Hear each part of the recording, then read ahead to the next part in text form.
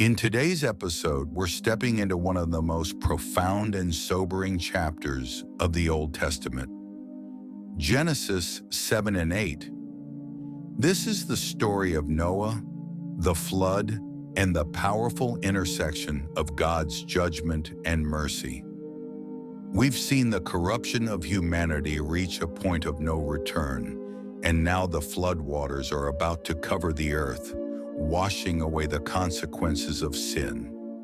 Yet in the midst of this judgment, we see God's grace shine through. It's a story that, at first glance, may seem all about destruction, but as we dig deeper, we'll see that it's really about God's faithful commitment to His creation. In a world filled with brokenness, God's promises never fail, and from the flood, He brings hope, restoration, and a new beginning. So let's walk through these chapters together and reflect on how the flood teaches us about God's justice, His mercy, and the unwavering hope that He offers, even in the most difficult times. Genesis 7, the flood begins. After Noah found favor in God's eyes, God instructed him to build an ark, exactly as He had commanded. The process of preparing for the flood took great care and precision, and Noah did not hesitate to follow every instruction. Genesis 7:1-5 details the final preparations. God tells Noah to enter the ark with his family, his wife, his sons, and their wives, and to gather 2 of every kind of animal, 1 male and 1 female, in order to preserve life during the flood. God then gives Noah a clear and urgent command in Genesis 7:4. For in 7 days I will send rain on the earth for 40 days and 40 nights, and I will wipe from the face of the earth every living creature I have made. This marks the beginning of God's judgment on the earth, a judgment brought about by the sin and corruption that had spread across humanity. The flood would be a fresh start for the earth, a necessary cleansing. And then the rain began. Genesis 7:10 records that the rain fell on the earth for 40 days and 40 nights. Imagine the sheer magnitude of this event. The waters didn't just rise gradually, they poured down relentlessly, covering the earth completely. No place was spared, not even the highest mountains. In this moment, everything that wasn't in the ark perished, as the flood waters wiped away all life outside of the ark. This was the fulfillment of God's covenant with Noah, a promise of salvation amid the devastation of the flood. God had said He would save Noah and his family, and He kept His word. Genesis 8, the flood recedes. After 40 days and nights of relentless rain, the earth was entirely flooded. The storm subsided, but the earth remained submerged underwater. Genesis 8:1-5 describes how God, in His perfect timing, began the process of restoring the earth. The waters began to recede slowly, and the ark came to rest on the mountains of Ararat. This was no accident. God had allowed the waters to recede just as He had planned, and now Noah and his family could begin to see hope on the horizon. God didn't allow Noah and the animals to stay in the ark indefinitely. After more than a year confined to the ark, Noah and his family were eager for the waters to go down. As the land began to dry, Noah knew it was time to leave.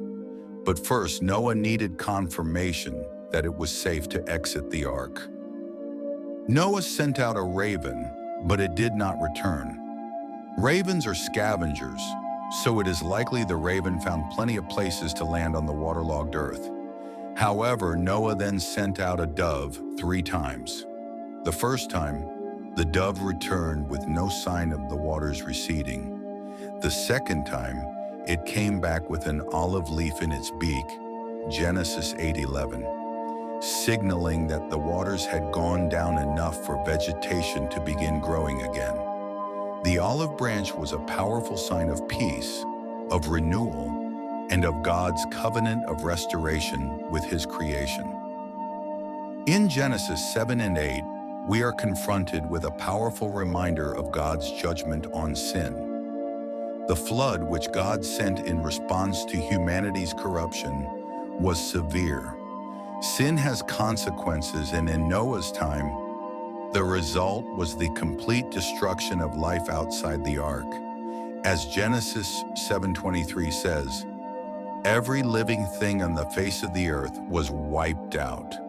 People and animals and the creatures that move along the ground, and the birds were wiped from the earth. This is a solemn reminder of the depth of human sin and its destructive power.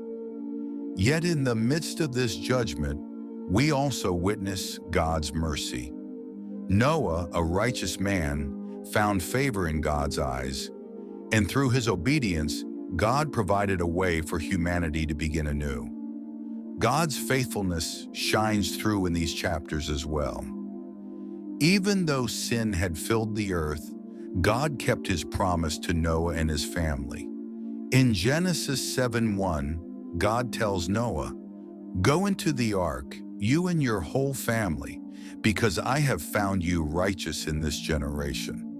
Despite the chaos and the destruction around him, God was faithful to keep His word. He preserved Noah's family through the flood, showing that God's promises stand firm, no matter how dark the circumstances may seem. In Genesis 8, the floodwaters receding mark not only the literal restoration of the earth, but also a deep spiritual truth. As the verse says, "But God remembered Noah and all the wild animals and the livestock that were with him in the ark, and He sent a wind over the earth, and the waters receded." Genesis 8:1. It shows us that God never forgets His people.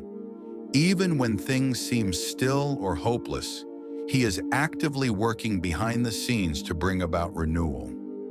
The wind sent to dry the earth can be seen as a symbolic act of God's Spirit, which brings life and restoration after a period of judgment. This moment of restoration is a beautiful reminder that just as God remained faithful to Noah through the storm, He remains faithful to us through the storms of our own lives.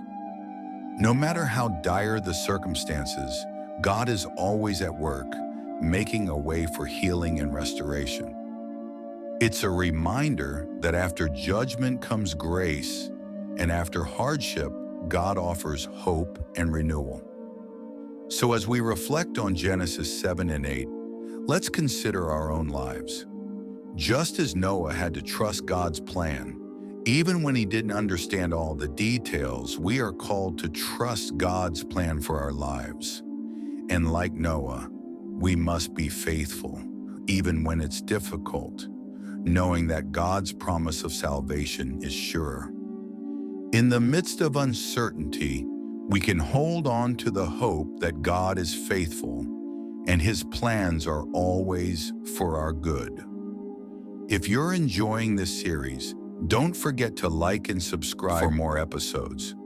We have 2 exciting series for you. Every Monday, Wednesday, and Friday, we'll continue our journey through the Old Testament with powerful stories like Noah's, and every Tuesday, Thursday, and Saturday, we'll dive into the New Testament, exploring the teachings and life of Jesus.